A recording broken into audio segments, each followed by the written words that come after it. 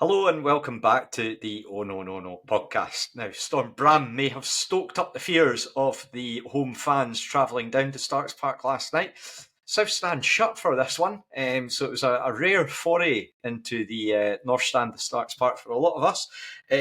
I'm back this evening, and my name's Robbie Weir, I'm your host, and I'm joined to look back at last night's game against Hamilton Accies, under 18s apparently, and a look ahead to Ross County, who I'm going to guess are not going to be fielding their under 18s. They've got about enough for free squads. My name's Robbie Weir. I'm joined firstly by Blair Hopcroft. How are you getting on, Blair? I'm very well, mate. Last night was quite interesting. I had one half of the game in the north stand, and then one half of the game in the main stand. So it was an evening, is what it was. Sitting a bit more comfy at home, I would imagine it was Scott Fleming. How are you getting on, Scott? Yeah, doing good, mate. It was a lot calmer over here last night than it was by the sounds of things over in Scotland. So at least we got the game on though, and we're not having to worry about playing it another time because there's quite a few that ended up being postponed so close to the kickoff last night just due to the win. So no, glad to get the win and just get through to the next round, to be honest. Yeah, disappointing to see that Queen's Park's Royal Box has still remained intact despite another late cancellation. Maybe just heated seats don't protect you from the wind enough, clearly. And then we've also got Graeme Meldrum, who made all the way up from Ayrshire to get to the game. How are you doing, Graeme? I'm very well. It's probably the quickest I've ever driven to Starks Park, to be fair. And probably the least fuel I've ever used as well. It was amazing. Absolutely fantastic. Oh, well, what route did you go? Did you go the Kincardine way or did you go over the Forth Bridge? No, we just went for the super duper new Forth Bridge. It's obviously wind resistant, isn't it? Apparently. So we thought we'd just go that way and go for it. But we got out in the M8 for something to eat and it was just wild. Absolutely wild. Yeah, it was. It was bad enough going down Kirkcaldy Prom, looking up, and I put in the group chat there was just a photo of a flight coming into Edinburgh Airport, and I would not have wanted to have been on that because that must have been rocking about, honestly. So let's look at last night's game first of all. So Hamilton came to town, a very, very youthful Hamilton team. I think it was Sean Fagan that took charge of the game rather than their interim manager at the moment. And just 7 changes for the Rovers. So they started Aidan Glavin coming in on goals, Ewan Wilson, Paul Hanlon, Darryl O'Connor and Jay Rowe at the back. Scott Brown and Ross Matthews in the middle of the park with Paul Niso further ahead, Kai Montague, Callum Smith and Josh Gentles more further forward. Blair, what did you make of the use of the squad going into this one? I'm guessing it wasn't too much of a surprise to see Dougie Emery trying to get a bit more minutes in the legs of players. I know that he sort of touched on that in his post-match interview. Yeah, it was kind of as expected, to be fair, going into this competition. Although, saying that, obviously, you don't know. We literally didn't know what Hamilton was going to turn up. So I'm not sure how much Dougie will have known. Like, I'm not really sure how that kind of works, how much the Rovers would have known about which Hamilton team were coming. But at the end of the day, he's got to be able to rotate the squad, especially in this competition. Big game on Saturday. So I was quite happy to see the boys kind of rotating around and getting a few of the younger ones in. We got a proper look at Josh Gentles.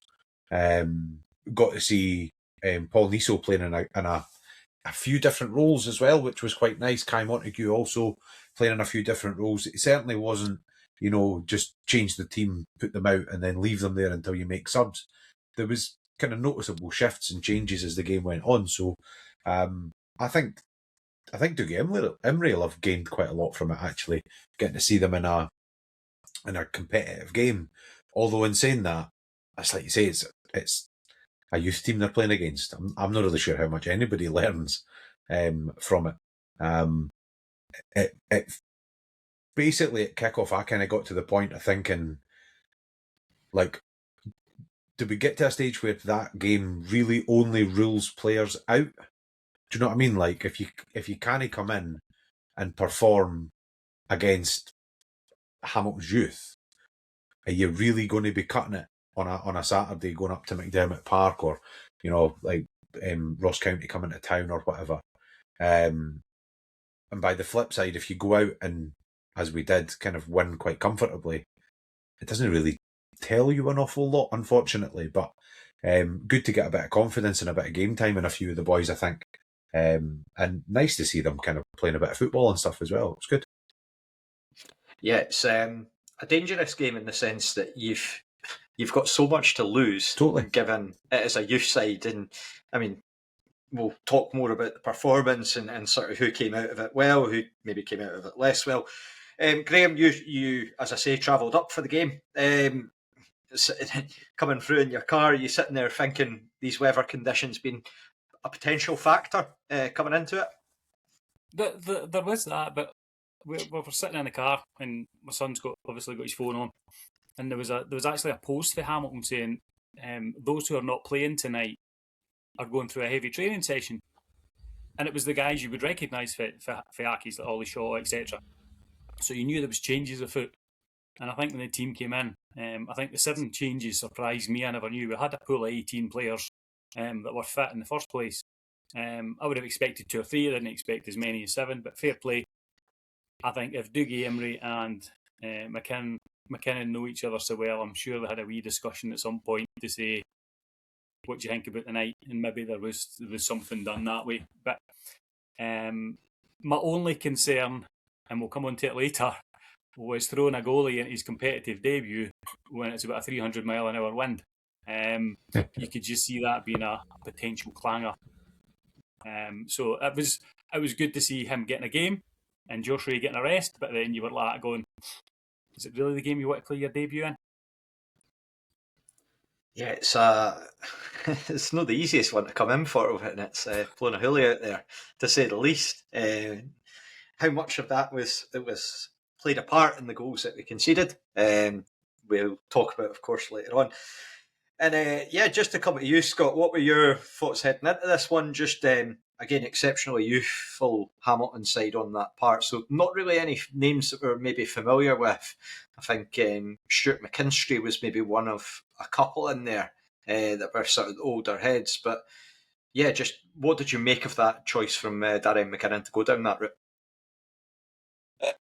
To be honest, I wasn't overly surprised, purely down to the fact that I'd had a little look last night before our sort of lineups and stuff had been announced, and Hamilton seemed to be treating the Challenge Cup as like this is the opportunity to play all these young players. So a lot of these lads had already played basically the whole league phase.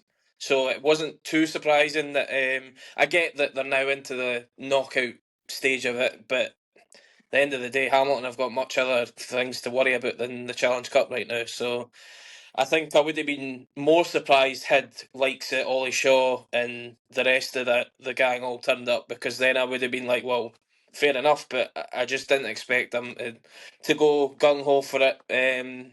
Again, I kind of agree with the guys, what they've said as well, which I was a little bit surprised that we saw 7 changes. I was hoping for a good 3 or 4 to just try and get minutes into, especially guys like Montague, Rowe, all these guys that are, they've played minutes this season, but it's just not been quite enough. And so you're worried that if anybody gets injured in their position, are they actually right up to speed to just hop into that position?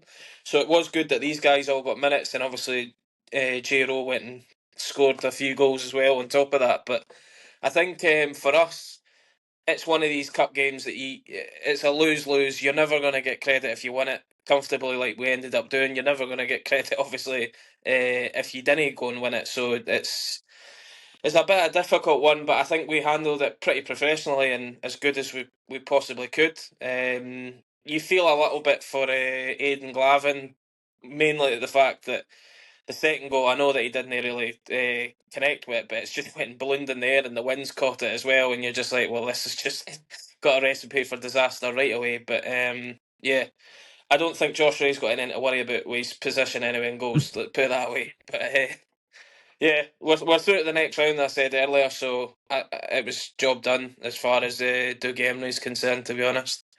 But we'll take a wee step back, Scott, just and go look through each sort of the key moments in the game. Blair, Darragh O'Connor after 5 minutes. A real poacher's finish almost for such. Fired it right into the roof of the net. Good to see him get on the score sheet as well. And a word for Ewan Wilson as well, because it's his long throw that kind of starts things off.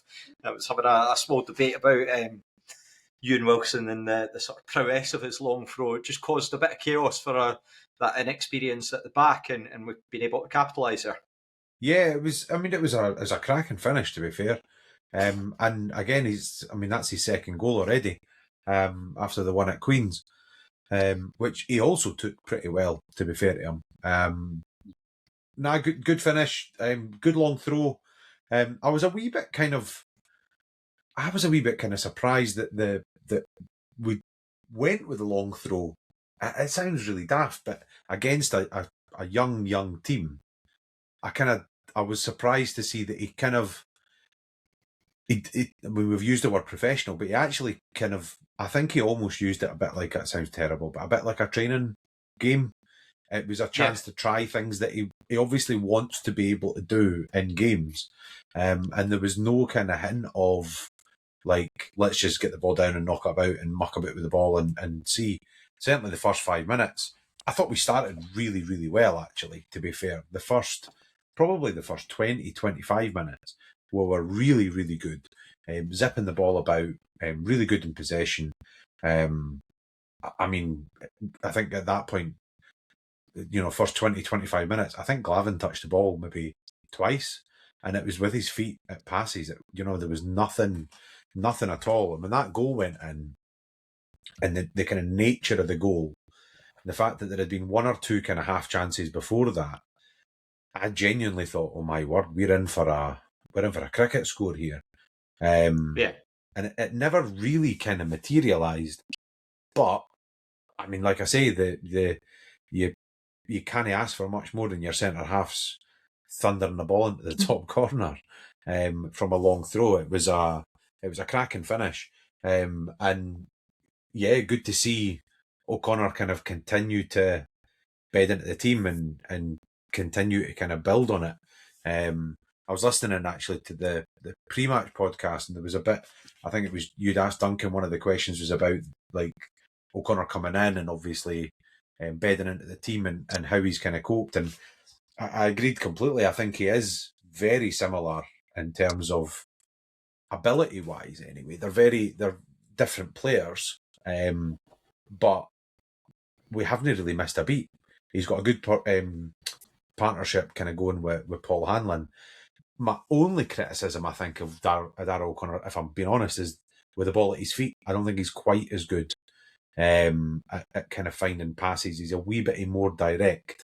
But I'm hoping that's just a hangover for Barry Robson more than anything else, and that we can kind of build his game up a little bit more. Certainly the ball at his feet. But yeah, first 5 minutes, I thought, here we go. Like, we're in for a good night. Yeah, when we were going into those first 5 minutes, I felt that with it, Rovers were getting to a lot of the first balls. It was almost like Hamilton were just that little bit slower, just that little bit of it, the inexperience, really, where you could see players and it would be, for instance, a Hamilton player would maybe wait to take a touch or wait for a bounce, and then you would just see a Rovers player barrel in and get straight on top of them. And the physicality as much as anything. Yeah, I felt within the first 5-10 minutes, Callum Smith in particular, he looked like he was going to absolutely run riot coming off that wing. Really keen to take on his man and be able to challenge and put down a marker for it. But as you say, later on in the first half, Scott, do you think it's harsh to suggest that we maybe took the foot off the pedal? Was there any sort of frustration on your part on that? Because it felt like we kind of settled off into a bit of a rhythm and just were quite happy to retain possession without maybe being quite as aggressive going forward as we saw in the opening stages. It was a bit of a difficult one because I also, it was one of them ones I can imagine anyone that was at the game, you're probably zoning in and out and chatting to whoever's with you at the game, especially obviously maybe with the early chances in the goal, you're kind of more focused, and then we get a few more chances, but then for about 20 minutes in till they equalised, it was just a whole load of passing about in the middle of the park. Matthews and Brown pretty comfortable, then just giving it back to Hanlon, and it was almost as like let's just get everybody a touch of the ball at certain times. But then, yeah, we didn't really. I don't know if Emery was more just wanting us to try out different sort of ways to try and if there's ever going to be teams that sit in, can we break them down? Can we do this? Can we do that? But it's a difficult game as well to try and just inject loads of life into it. There's no really a crowd there. Well, there was less than 600 there last night. So again, that probably plays a factor into the fact that, and the weather also will also have had a sort of factor in it. But I think overall, I don't think anybody was worried about anything. It was just a case of, can we maybe go and get a second and a third just to really kill the game off, then see if we can just get these guys building up on confidence, the ones that are not playing games, because these are the guys that you're going to need to rely on coming in off the bench against Ross County on Saturday, or potentially if we do pick up any injuries in the near future, that you're going to need to rely on them. So yeah, it was yeah, it happened, but I do think we were pretty slack in terms of closing the half. We did kind of almost go into sleep, like sleep mode almost. It was just a case of like, we're going to get to half time probably 1-0 up, and then we might go and score a couple in the second half. That's what it looked like, and that's how it felt. And then obviously Finlay Cameron had a different idea when he went and scored, but and I think actually that's what was going on with Aidan Glavin as well, because I think he was sleeping in the goals, because I take him where he was for that goal. It Yeah, felt a bit like a Graeme, just pre-season friendly actually at that point. I'm just going to say, like, Aye, I think it Scott's absolutely right. It took on that kind of really slow, really pedestrian kind of pre-season kind of feel to it. But there was a frustration Yeah, there because you could see sorry, Robbie. You could see Emery was shouting at them 3 seconds, 3 seconds, 3 seconds, move the ball, move the ball, move the ball. And the amount Andy Millen was jumping up and down because the amount of times we were going to the left and then Giro was sticking to the right hand side, and a ball would come across to him maybe 4 passes instead of being 2 or 3. So I think from the management and coaching situation, they were looking for more, and I just don't. I think maybe with the weather or whatever, we just were quite happy in midfield, just making the wee passes. But I think if you could have had like a timeout or something, I'll get a row for bringing in things like ice hockey terms and stuff into football.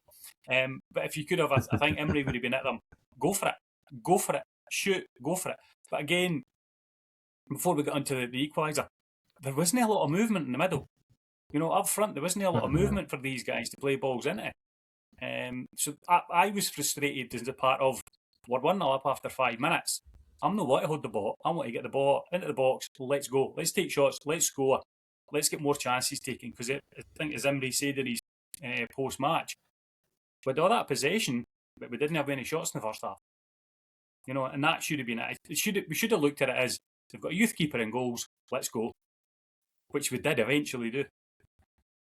So, for yourself, Graeme, with the goal from Finlay Cameron, if you break that down, whereabout do you really attribute it? Should it have been stopped well before it's getting to the point where Finlay Cameron's getting through, or do you think it's one where Aidan Glavin's got to take a bit of responsibility with positioning? It looked like a typical Rovers goal to lose. We lose the ball in midfield, 2 passes, a guy straight through in the goalie and goal. Yeah, it's for all the nice possession football we played, 2 passes and we were done. There seemed to be a bit of hesitancy between the keeper and the centre half to deal with that. But my word, I said it on the chat.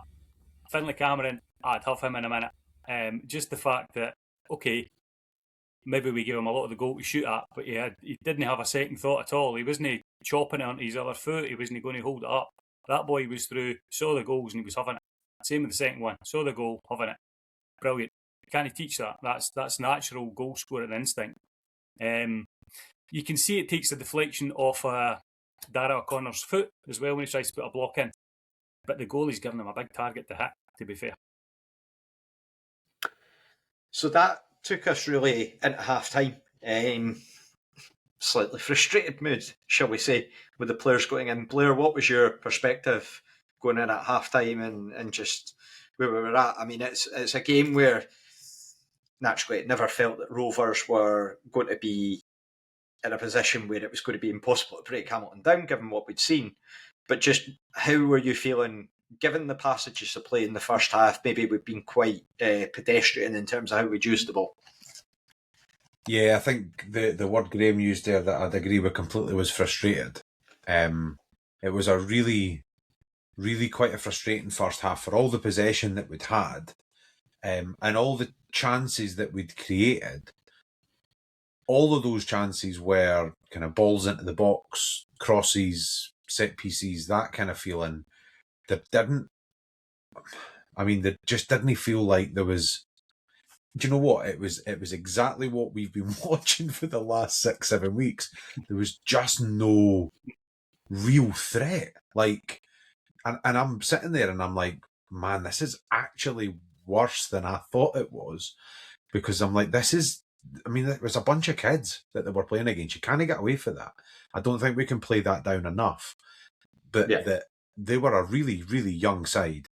And after 5 minutes, it was clearly evident. And we talked about it, you said it yourself, Robbie, crashing into like tackles, and the first 10, I'd say maybe 20 minutes, we were all over them. Absolutely camped in their half, 100% possession control, like all over it.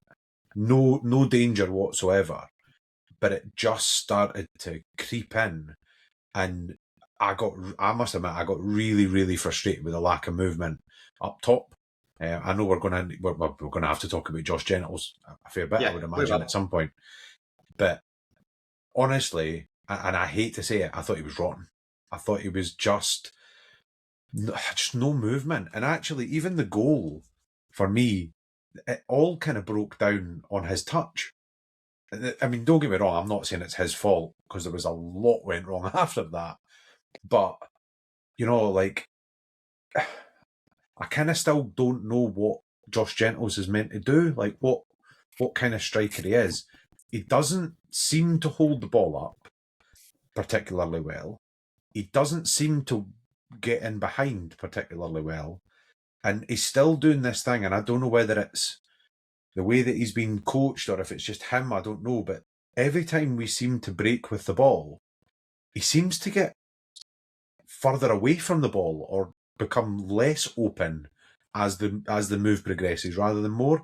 There was a couple of times Wilson would get the ball on the left-hand side and he'd look up and he had acres of space in front of him. And I'm looking and I'm like, go into that space, because, Smith's moved or whatever and the space opens up. Go into the space. But he doesn't. He drifts and he drifts and he drifts effectively with the centre half. I'm like, you need to lose the centre. I mean, I'm not a striker and I'm certainly not a football coach. But surely you've got to get away from the man, no closer to him. It was just an incredibly frustrating point. And then, as I say, at half time, I was like, oh man, this is going to be really embarrassing if we didn't come out of this with a win. It's like we said at the beginning, you didn't get any credit for the win, but you can guarantee you'll be a flipping laughing stock if you get beat off a Hamilton under 18s, no matter how many changes he's made, because we didn't have, loads and loads and loads of really young boys.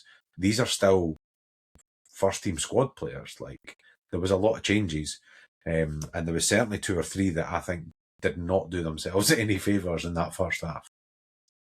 Yeah, we'll come back to Josh Gentles in a little bit later on down the line. Because I'd rather talk about something that was pretty spectacular, Scott. Your namesake replicating his goal, maybe a bit further out, probably. Scott Brown, his goal against Dundee United. Decided to do that one again to get us something special to get us back into the lead. Talk us through that one. Just what a strike. I mean, it literally was every single person that I seen on social media or whatever, it was just almost like carbon copy, just, oh my God, it's the Dundee United goal again. And then folk just going, oh, Scott Brown's back, just because he scored that absolute belter. But I probably would agree. I think it is probably a few yards further out as well. But there's nothing the keeper can do when Brown's hitting a ball as sweet as that. And he clearly likes shooting under the lights into the south stand from about there when it's on the half volley as well, because he went for it and it pulled it off again. So fair play to him, but I think we probably needed something like that, because it probably then just injects a bit of life into the team. It takes a bit of pressure off, because I mean, if that game stays 1-1, say to 70 minutes or something, then you start going, are we actually going to get a winner here, or are we going to, like as Blair says, it's going to be embarrassing that we even go to penalties or something with Hamilton here, because then all it takes is just these boys all to have nothing to fear and are actually good at penalties or something, and then you're going, oh dear. Yeah. But no, fair play that they stuck in after that. But I'm glad for Scott Brown, because I know he's taken a lot of flack this season. Again, it's hard to give him credit in terms of playing a good game against Hamilton under 18s, but just going by the fact that he got his goal, it was a superb finish as well. But I just feel like now, I know since Robson, he seems to be getting a bit more sort of credit again of how he's playing, and seems to be getting a new lease of life into his game. But I do think that he's probably, for his own sake, happy that he's now back playing decent football again, scoring, just because I think he probably was taking it quite personally that he was seeing and hearing so much sort of fans kind of not being totally against him, but just giving him criticism, because I mean, Scott Brown was one of the players that I think was you could find hard to criticise in his first 2 seasons with the club, because he was always a 7 out of 10 basically most weeks. But I think he's definitely came on a game now, and I just hope that he can continue it moving forwards. Also about this was at the first. I know that he did it earlier in the game, but this is at the first moment that I started realising that Graeme Kilgour was properly having fun at the game, because It was brilliant. It was just like we said it in the group chat as well last night. It was like the waltzers at the market. It was just constant noises and then music, and then him just shouting whatever he wanted in the mic. It was funny, but it was just like, is this the sort of night we're going to have here if we score a few more? So I think there can be stuff like that where it's absolutely trying too hard. And don't get me wrong, he was clearly trying very, very hard. But it's such a daft game where, look, everyone's been punted into the North Stand. And on top of that, there's about 500 folk there. I think there was single digits in terms of Accies fans. Again, understandable, because who wants to travel through from Hamilton to pay your tenner? You've got to pay for your fuel, probably pay for your tea as well, and then you're likely watching a bunch of kids. Yeah, exactly. I mean, you might see a great talent coming through, but given the situation at their club at the moment, I was going to say, it's in fairness, it might be their first team squad in a couple of months. So I know, I genuinely don't think that's disingenuous to say that, though, Blair. It's a very scary situation for them, but we'll talk a wee bit more about that in a little bit. But I think it added to the whole, like, nobody was taking. Look, obviously, you need to get the result, get through to the next round, and there's embarrassment if you do lose, but also as well, it kind of felt like a friendly, and that definitely helped on that respect. Like, there was still a standard there that took it well beyond a friendly, but as well, it's worth pointing out Scott Brown had lined one up in the first half in front of the North Stand and sliced it out for a throw-in. So I turned to one of my mates and I was like, Jengi's ever going to forget that feeling when the ball came to him against Dundee United? Because he must still see that ball and be like, it's happening again. It's happening again. And then he slices it out. And then it was obviously second half and he buried it. But there was a change at half time though. And I don't know how, like, so when everybody lined the team up, he put the 3 midfielders in again. So he had Matthews, Niso and Brown. And it doesn't work. It doesn't matter what you're doing with it. It doesn't particularly work well because they're kind of overlapping. But for me, it really didn't work very well in the first half because he had Brown as the more advanced of the 3. And actually at half time, he kind of swapped it and he had Niso as the kind of more attacking. And Scott Brown was so much better. And I think it goes back to that same thing we've spoken about the last couple of weeks about, going to ask Scott Brown to do Scott Brown's job rather than trying to do the job of somebody else. And you're going to get a decent performance out of the guy. Because he was a lot more comfortable when he was just that little bit deeper, licensed to still break when he wanted to, but just a wee bit more kind of reserved in that second half. I think as well for that game, Nisso's physical presence and ability to sort of burst through. I think we saw that as well, sort of down the left-hand side in the second half, being able I to, really to like sort of him. make more use. Him and Wilson were getting quite a lot of luck when they were going down that wing and linking up together. And then we get the third goal, Graeme. J. Rowe is there to head home. Good to see him using his physical presence. And I believe he put himself back up to second top goal scorer for Rovers in all competitions this season yesterday evening. So what have you made of J. Rowe and his performance yesterday evening? It was good to see him because the first half, all he seemed to do was pass the ball back to the boy that gave it to him. You know what I mean? I thought, as difficult as it is for me to see somebody else wear that number 3 shirt for the Rovers, I thought Wilson was excellent. I thought he was excellent going forward. I think at the start of the second half, he moved further forward as well. He was almost playing as that sort of left midfielder. I thought he was brilliant. I thought the right back was like, geez, here we go.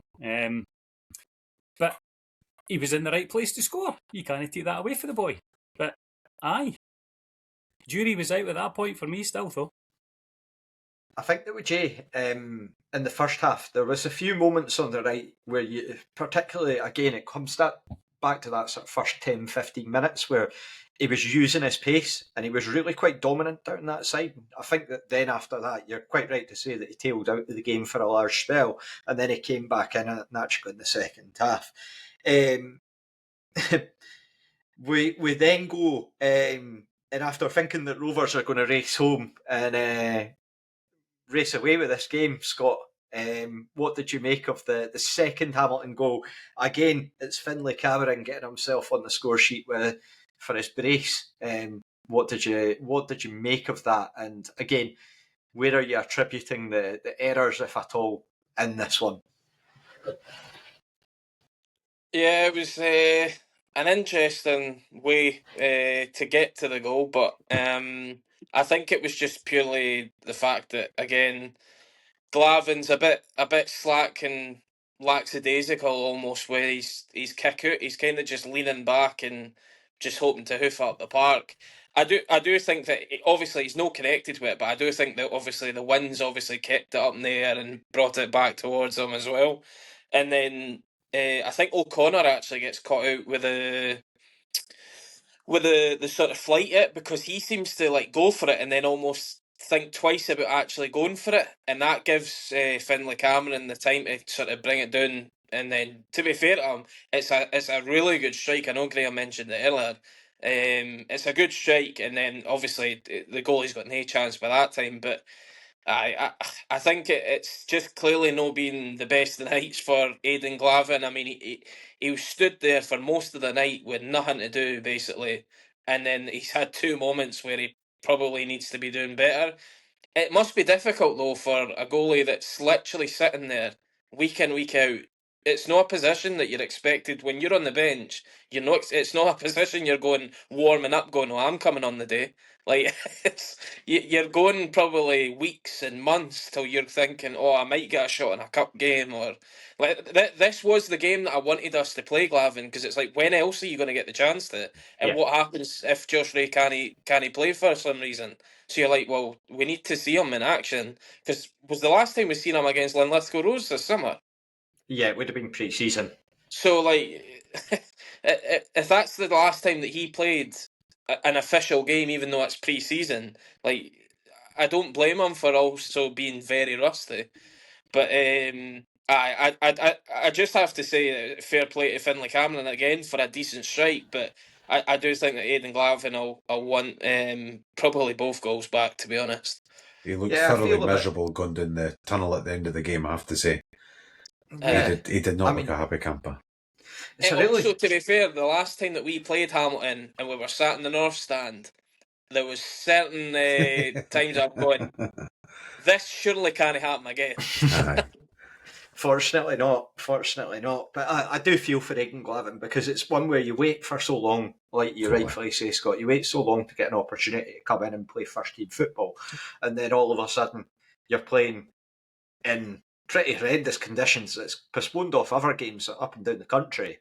Yeah. And now you're having to deal with this, and then, like you say, concentration's a big factor. Not that. Look, I think that was just tough because as soon as they get a break of the ball, we're probably pushed quite high up because of who we're playing against, and we're wanting to get players forward, and then that dents the confidence a little bit. Blair, I'm going to give you the double here for J-Ro. His final 2 goals, gets a hat-trick.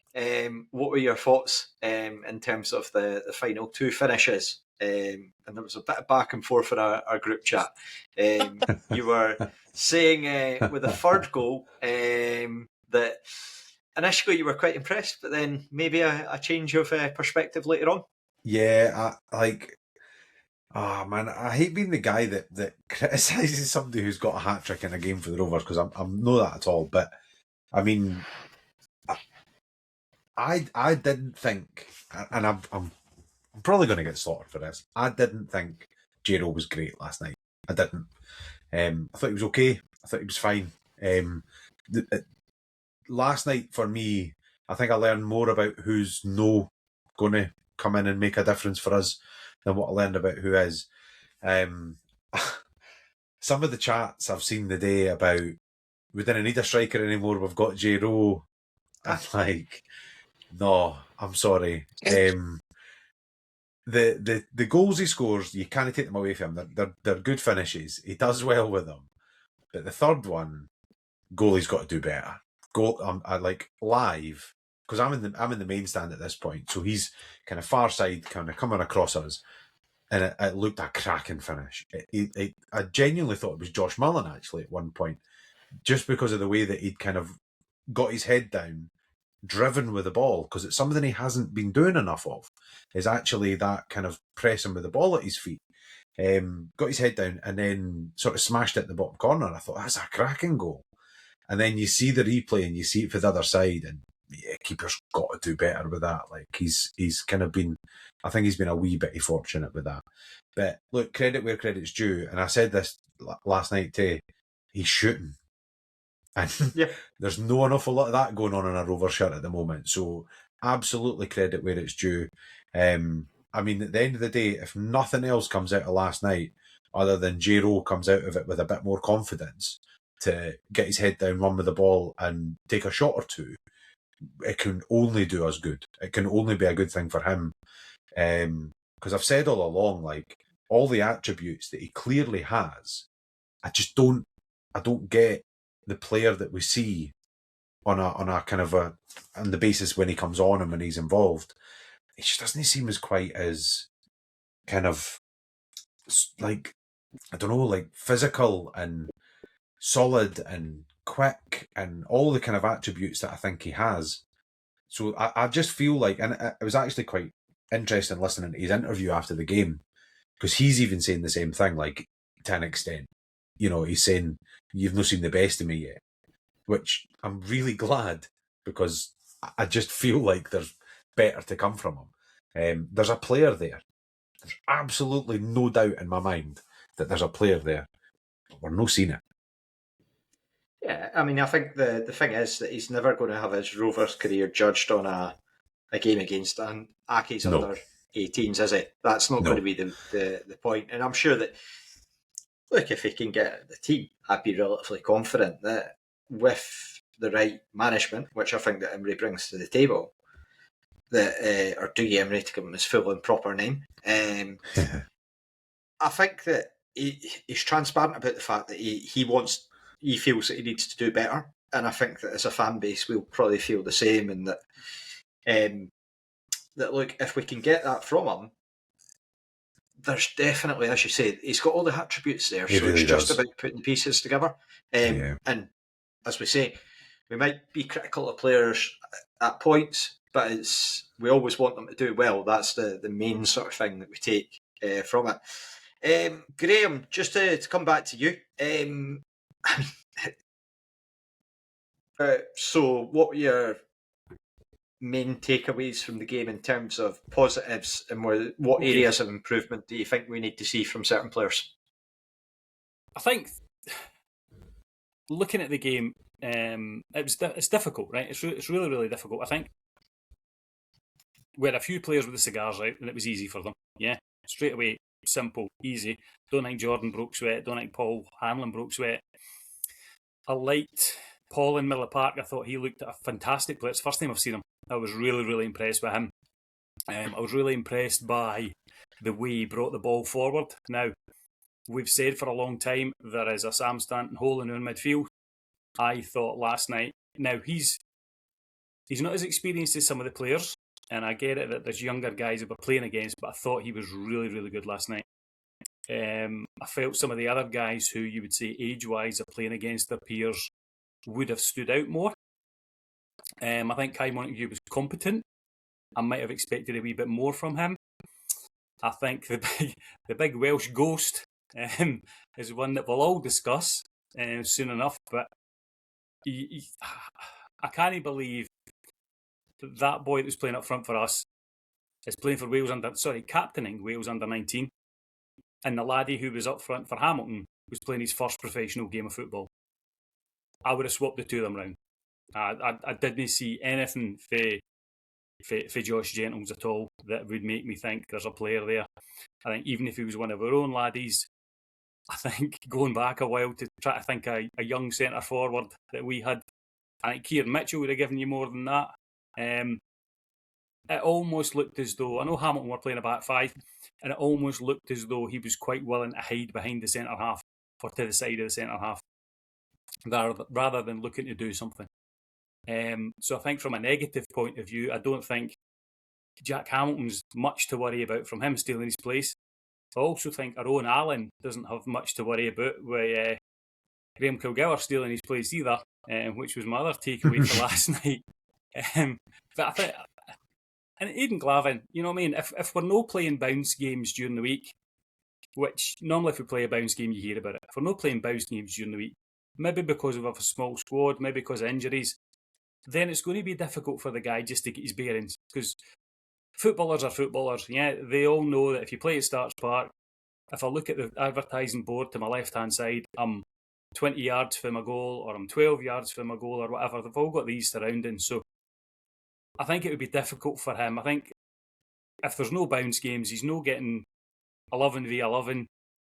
It's going to be difficult for him to get his bearings, and I think that came out last night. He'll be as disappointed as Blair says. He looked distraught when he went off last night. So I think for him, you know, what can you do? Maybe bounce games, maybe that'll get him back in. I was really impressed by Ewan Wilson.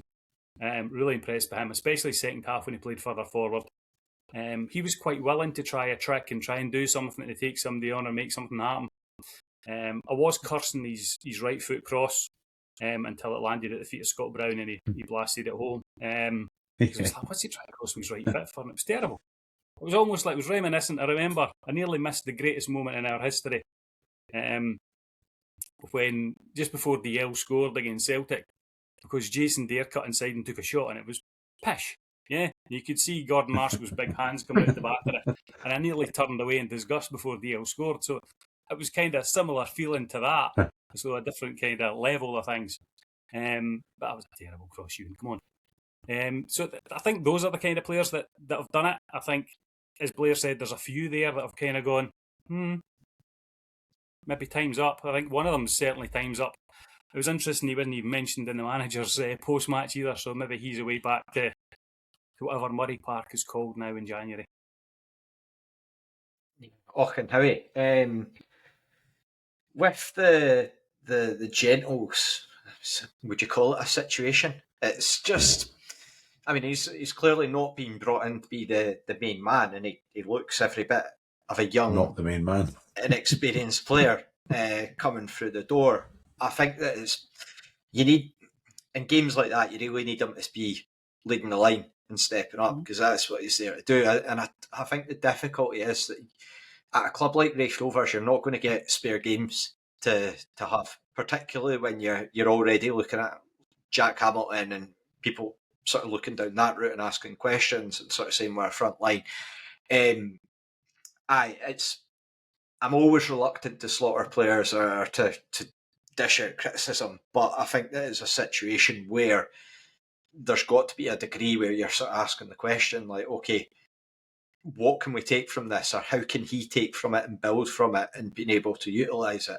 And again, I'm sure Dougie Imrie and Andy Milner will be having those conversations and sort of making them well aware and pointing out areas where, because I know it was mentioned, I can't remember who was saying it in the post-match podcast, but sort of Dougie Imrie post-match against St Johnstone, straight over at Kai Montague, talking about what he can do. So I'm sure he's doing the he's obviously going to be looking at the man management side. Scott, where are you sort of sitting on all of this? What are your thoughts about it? Is it a tough one? Because to a degree you want to protect the player, but also at the same time, the players need to stand up and be counted when you're in a professional game, and if not, you're going to get left behind. Is it a bit of tough love, I think, on this one?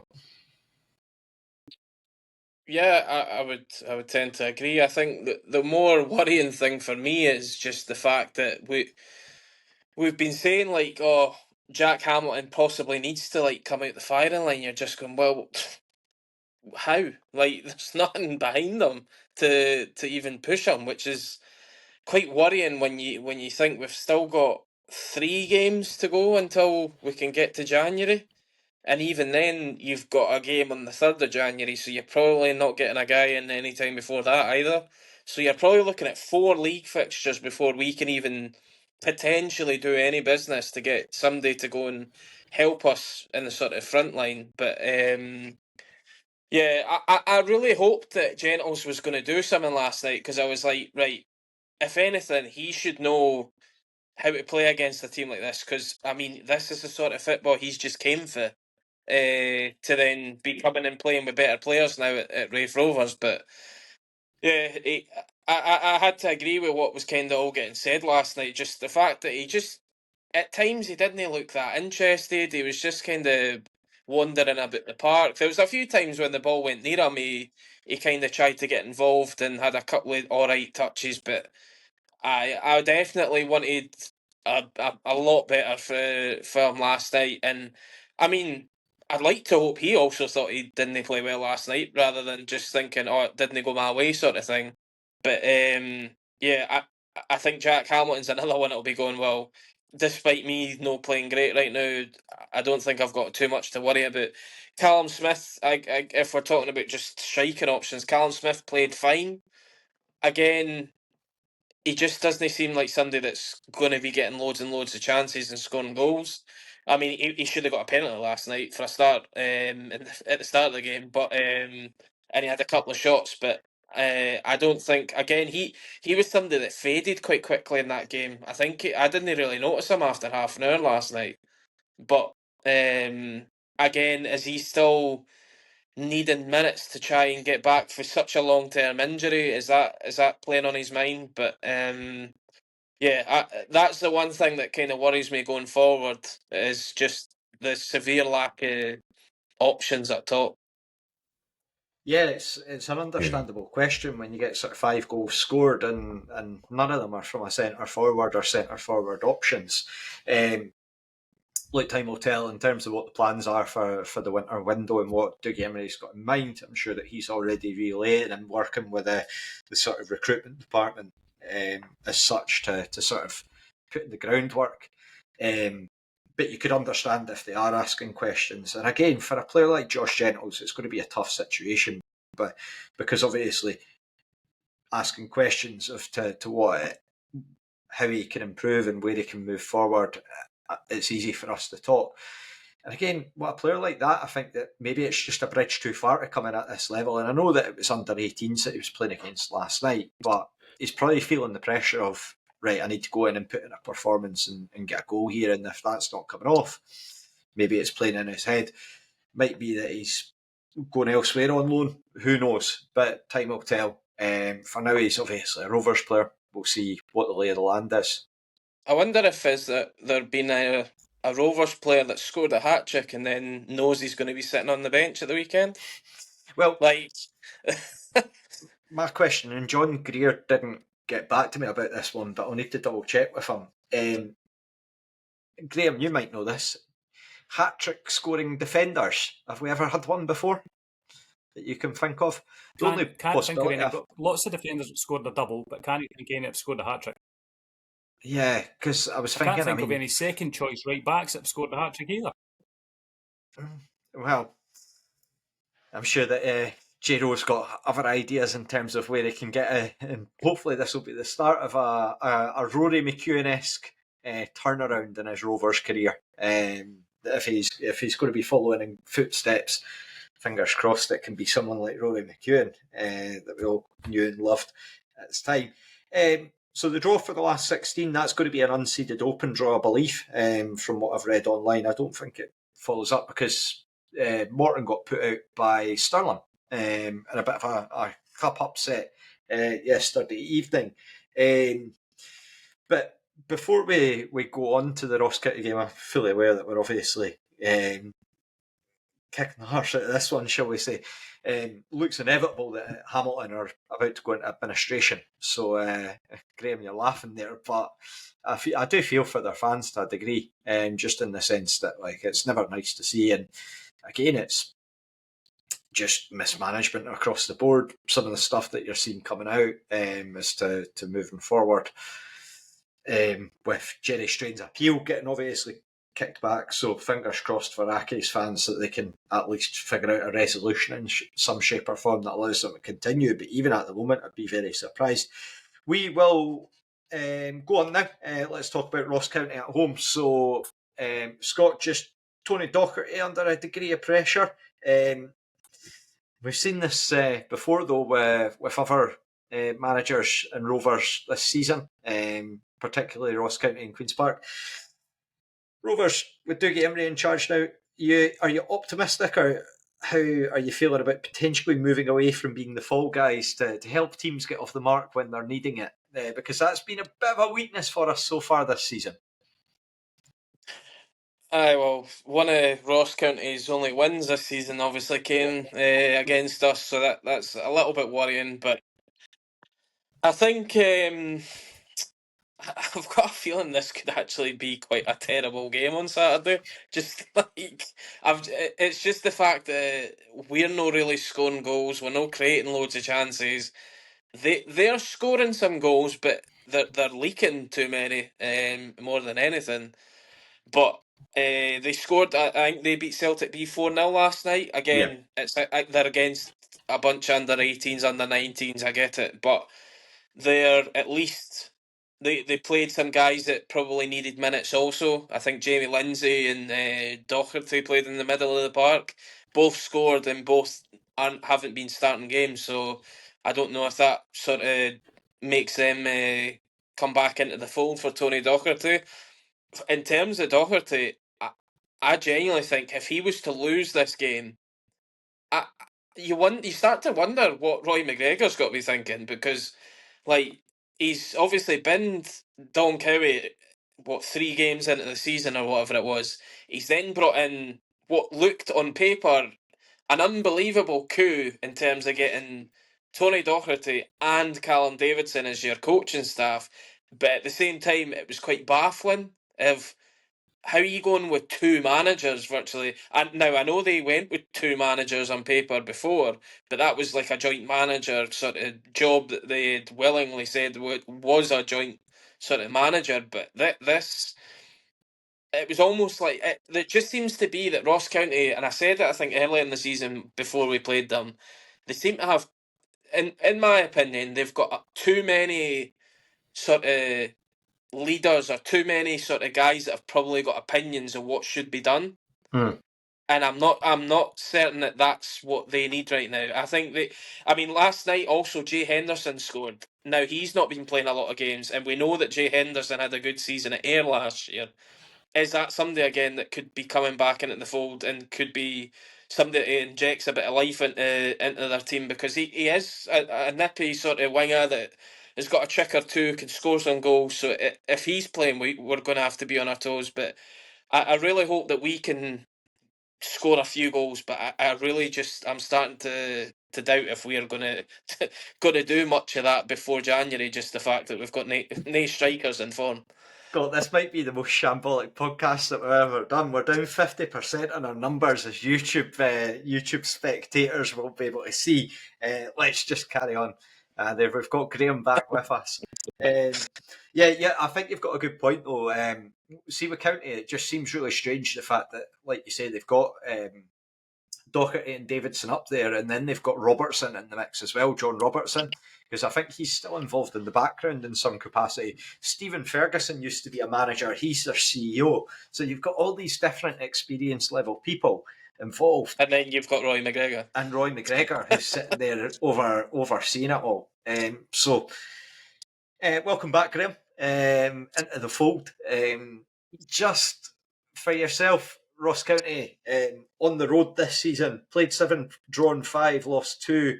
Dougie Emery went up to Dingwall recently with Morton and won quite convincingly. Blair, do you think this game with Ross County against them on Saturday, do you think that's a potential that both teams will look at that as maybe a starting point or a reset for their seasons, given how the sort of we're towards the end of the first half of the season? Do you think it's a potential reset for the teams? I think it is for... It probably is for us more than it is for them, in the sense that we've got the new manager in. They're still obviously kind of, as has been touched on, that kind of poor run of form, and they will very much be looking for a reset. But what's changed is always the kind of thing that you look at as a fan, like you're looking at it week to week, like what's happening differently that's going to make this change. We definitely have something different, like literally a different man in the dugout. So you've got to hope that for us coming in on Saturday, it is a bit of a fresh start for us, but it's actually weirdly the first. I mean, I don't want to say the first test of Dougie Emery, but it is actually the kind of. It probably is the first game where you're looking for him to actually make probably more of an impact. I mean, his very first game was against a League One side. He's then away to the top of the table team with the biggest budget and all the rest of it. And then you've got a game at home against kids. I'm not sure how much you learn about a manager from them, but a game against a side who, on paper, probably should be, as Graeme touched on, a lot further up in the table and stuff, with good players. They're not, and they're not for a reason, because they've been poor. And he took Morton up there to Dingwall and beat them convincingly. So I think Saturday's a big one for us, actually. I think it's the first kind of game where you almost kind of look at Dougie Emery and what he's doing, and whether or not he can have the impact that we need him to have with the players that we have. And I think we all know the answer is probably not with the player he has. Like, with the squad he's got, he's probably not going to be able to have the impact he wants to have. But we keep saying it week in, week out. We're not playing well enough, and we could be getting more out of them, and we have enough players to do these kind of things. So I'm actually really looking forward to it. I think it's a really interesting prospect. The betters amongst us, I mean, it's got 0-0 written all over it, right? But we'll wait and see. Yeah, certainly with County and their squad. You mentioned sort of the depth that they've got there, and there has been a few historical examples where you look back at clubs. It's happened to us before. It's happened to Dunfermline, where you look at teams, both aside from a point John Hughes, where you look at the squads and you think, nah, surely not. Like, surely there's a way out of it. To be able to get through it. They've got the experience in there, and they should be able to get out of trouble maybe in the last quarter or so. And then all of a sudden it keeps rolling on and rolling on. I think there's a lot going on in the sense between tension between the fans and the players at County. Certainly Declan Gallagher again comes under a lot of criticism from their support and sort of the way that he's performed so far. So I know it's easy to look from the outside and cast aspersions. How that'll play out across the rest of the season, who knows? Right, Graeme, we're going to try this again with you. County on the road this season. Played 7, drawn 5, lost 2. And then as Blair rightfully mentions, Dougie Emery takes Morton up to Dingwall, so he'll have seen them quite recently. What are you making of their season so far, and how are you feeling about Saturday? I think their season's a bit like ours. I think you look at it and you go, they have better players, or they should have better players than their position suggests. Ronan Hale should be banging them in like nobody's business in this league, because he was doing it in the Premier League. By all accounts, you're hearing Airdrie went up there the other week and beat them, but County had multiple chances to go ahead before that. So it doesn't kind of make sense. You've got the best striker, you're creating loads of chances, but you can't score. So yeah, it seems as though their season's a bit like ours. Hopefully our new manager bounce. I'm right on the Dougie bus, by the way. I'm up the stairs in the front window of the Dougie bus, because the Dougie bus is going to take us places. So I'm full on with that. And it just seems to be, I think it's Scott picked on as well. Are they going to fire another manager if the result doesn't go their way on Saturday? Who knows? But it's one of them where you look at the results and go, aye, we should be able to take them. But then you look at the players they've got, and maybe you're looking at what the players used to be like, and you're going, they could give us a really hard time. So, aye, it's a weird one. You're kind of, I know Blair just said a 0-0. Would you take a 0-0? Maybe. Probably if we had 10 shots on goal or something, you'd probably take a 0-0 and there was a bit of excitement. But I think if we lose, we're in bother. If we lose that game on Saturday, we're in bother, because that gap gets closer and gets closed a wee bit. So, I don't know. It's the fence is really sticking right into my arse here. I'm not giving you a decision either way, but I could see it going either way this game. I could see it going either way. It's like most championship games. There'll be a moment of brilliance, or somebody giving an extra wee couple of percent, and that'll make the difference. Yeah, I think that you've got to take a degree of enthusiasm with how at the back in the league, certainly, how well we've performed. I know that we spoke about it at the post-match against St Johnstone, but as a defensive unit, they seem to be operating well. I think it's just up the other end of the pitch and trying to be able to sort of progress that. I mean, Scott, with that sort of speaking about forwards and obviously talking, do we maybe need to give Dougie Emery a bit more time in terms of sort of implementing his ideas and being able to sort of, I know that he'd spoken about it before, about sort of getting to know the players better. Do you think, are you optimistic that with time that might be something where it might lead to an improvement there, or is it all focus on January for you? Well, firstly, I think if you've gone by my opinion of the game, Blair's opinion of the game, and Graeme's opinion of the game, you've got me saying this could be a terrible game. You've got Blair saying I'm quite looking forward to this game, and you've got Graeme sitting on the fence. So this could be anything.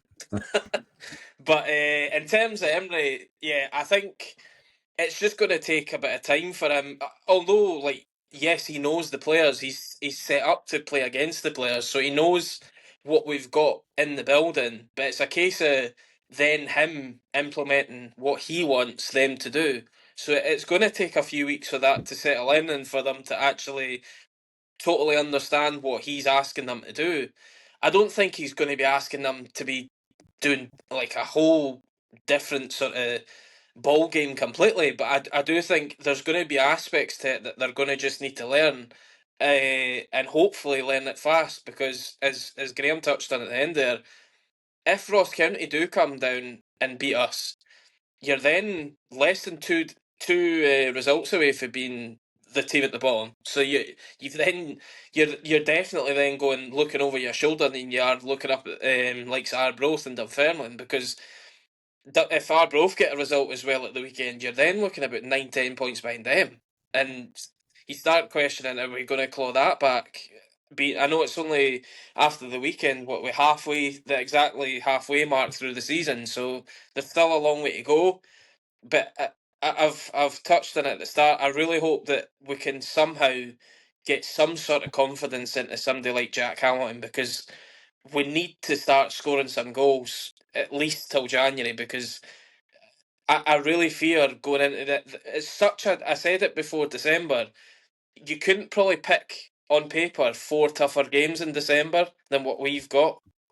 And I get that football's not played on paper, and that Ross County have been underperforming and all that, but they have got decent players, and if they do turn up and actually play a good game for a change, they could come and score a couple of goals and win the game. But it's what we do, and Dougie Imrie will be really drilling it in that I think, I tell you what, see if we do go and score quite early on in this game, I think then they'll be the ones that are panicking and worrying, whilst we then get confidence of it.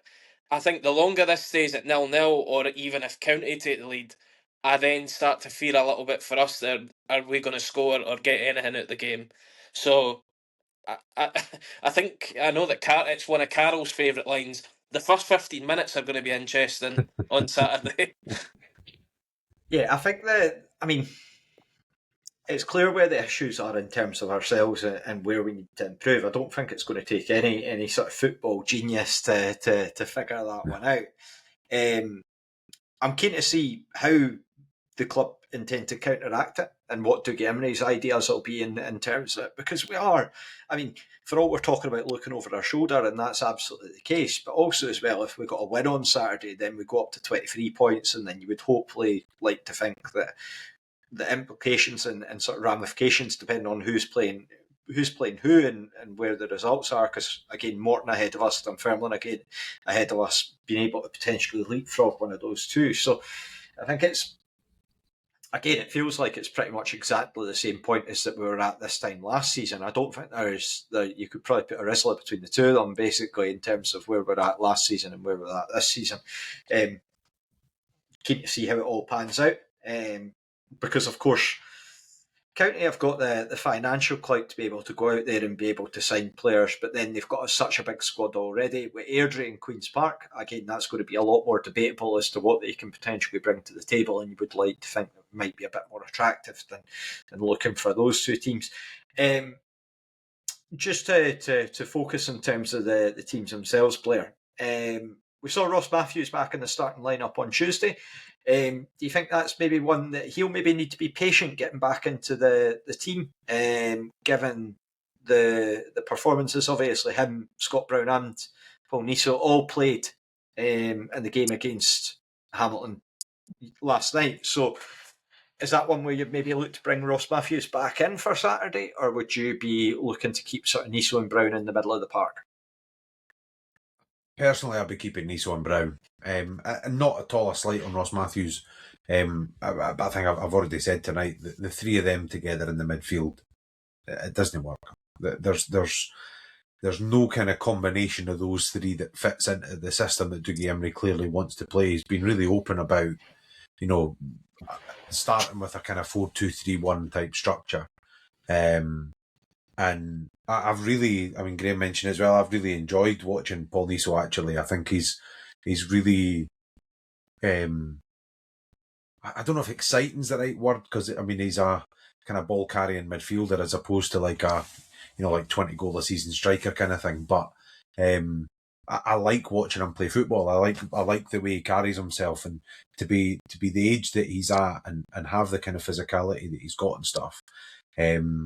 I think he probably complements Scott Brown more than what Ross Matthews does, and that's maybe a tad harsh. But the Matthews Brown thing, the only system where they work together is the 4-2-3-1. So I think honestly any combination of the three of them, but just two of the three of them is the key for me. I can't say I feel massively strongly one way or the other. I thought Niso had a difficult game up at McDermott, and there's reasons that have kind of come to wash afterwards about travelling up from a family funeral and stuff, and fair play to him. He's really taken the opportunity that he's been given, which is all you can really ask for from a lone player. Come in and want to be here and want to play football and want to progress yourself, kind of thing. And he's absolutely done that. And I thought Ross Matthews was pretty decent at the second half up there. So, bit of a coin toss, even possibly. But yeah, I'd probably give Niso the nod personally. I would like to see him kind of retain his place. And just in terms of overall changes, would you sort of be looking the rest of the team just to go back, Blair, to maybe more similar to where we were against Saints last week? Yeah, probably. I think it's. I mean, we've said it a few times. I don't think he's got a lot of options, and I think without being brutal about it, I think last night kind of showed that he doesn't have a huge amount of options with it. Boys came in and did fine. It's been mentioned already. You know, Montague came in and did okay. I thought he did okay when he came on up at St Johnstone, but he's not. He's certainly not knocking at the door going, "Why am I not starting games here?" Do you know what I mean? And I mean, Jero, he might be the first. I think it was Scott kind of said earlier on, but the first player to score a hat trick and probably get dropped for Saturday. Like it would be justified, and it's not a slight on him at all. He's had his chance, and he took it, but it's a very different prospect on Saturday. I think when you've had a performance like we had up at McDermott, being as resolute as we were and as solid as we were, I think it'd be pretty daft to change that now, to be honest. Scott, you want to see any changes for this compared to the St Johnstone game last weekend? Yeah, I can't really see too many changes happening, purely down to the fact that we're a bit limited in what we could potentially change for last weekend. One thing I would like to see is somebody like Dylan Easton taking the game by the scruff of the neck, because I mean, I get that we're quite reliant on him or getting set pieces, penalties, whatever, for him to score goals, but it's been a wee while since he has kind of stepped up to the mark and got us sort of a result. Because, I mean, how many times have we seen it over the last couple of seasons where he's just had one or two bits of magic and he's got us 3 points? Now, I hope that he has just kind of went through a few games where he's just had a bit of a lull, but if he could turn up on Saturday and be in the mood sort of thing, then we could be in for a fun afternoon. But I do hope that he can get back on his game. I almost I know that I think he played last time we went up to Dingwall. Actually, I would almost be willing to potentially start somebody like Kai Montague as well, purely just for the fact that I think he's somebody that just plays with no fear. He just goes out there and kind of just gives you whatever he feels like doing in terms of he's an expressive player. He wants to get on the ball. He likes touches on the ball, but he also drives forward with the ball. And he's no scared to, if he makes a mistake, he still wants the ball back. And I like to see that in a young player, because you didn't want to see a young player hiding, basically. So I think I wouldn't be against seeing him in the starting lineup. Whether I think that'll happen, I don't think so. But I think it's something I'd be open to, just the fact that if you've got Mullen, Montague and Easton as your sort of 3 in behind Jack Hamilton, I think that's a very creative 3 to potentially help Hamilton, who needs, it seems, about 8 chances to even potentially score one. So I think you're going to need as many creative players on the pitch as possible. Yeah, I'm keen to see the direction that Tuiemne takes with it, because we did have I think that we were getting less so against St Johnstone, but it's a very, very tough game in terms of being able to find space in between behind their defence. But we occasionally did it with Paul McMullen and Josh Mullen being able to get through there. So keen to see how it pans out and as to what the decisions are. I'd be quite surprised if he went with Kai Montague, but again, you wouldn't rule it out. I'm sure that there's a lot of enthusiasm there, and as you say, like, he's a player that managers seem to like. Like, you look across his tenure, and all the managers that have worked with him so far seem to have rated him very, very highly. And Graeme, for you, did anyone stake a claim yesterday evening to be able to get into the first team, or would you be looking more as to our sort of regular 11 that we've seen in the weeks before? I think you go back probably to the St Johnstone game and pick the same team, to be perfectly honest. The only change I would make is probably you. I was impressed with Ewan Wilson last night. So is he going to give you more than Lewis Stevenson? Don't know, really. Probably not. Because I think looking back, I think one of the goals that looked as though he actually up at Victoria Park, he looked as though he was the one that lost his man. It's one where I think Josh Ray made the save, or there was a block, and then it was the second ball that somebody put in. So it looked as though he'd actually lost his man there. So I would go back to basics. I would go back to the same team that played against St Johnstone. and hopefully make sure we're still in the game rather than making a raft of changes. And we've seen it before. You could play a team and you could be out the game after the first 20 minutes. So I go back to the tried and trusted. As much as we slagged Barry Robson for it, I'll go back to the tried and trusted, please, Dougie. Yeah, I mean, I think that with it, there's a reason that Barry Robson was getting flack for it, as to whether we're looking sort of now more the consistency side. But time will tell. Want to keep an eye on for 2 o'clock on Saturday. So I think we will probably round things off for this evening, given the technical difficulties that we've had. But yeah, thanks again for taking the time to listen. We will be back probably on Sunday evening, if not Monday, to have a full debrief for the Ross County game. Thank you, guys, for joining me this evening. But yeah, thanks again for listening, and bye for now.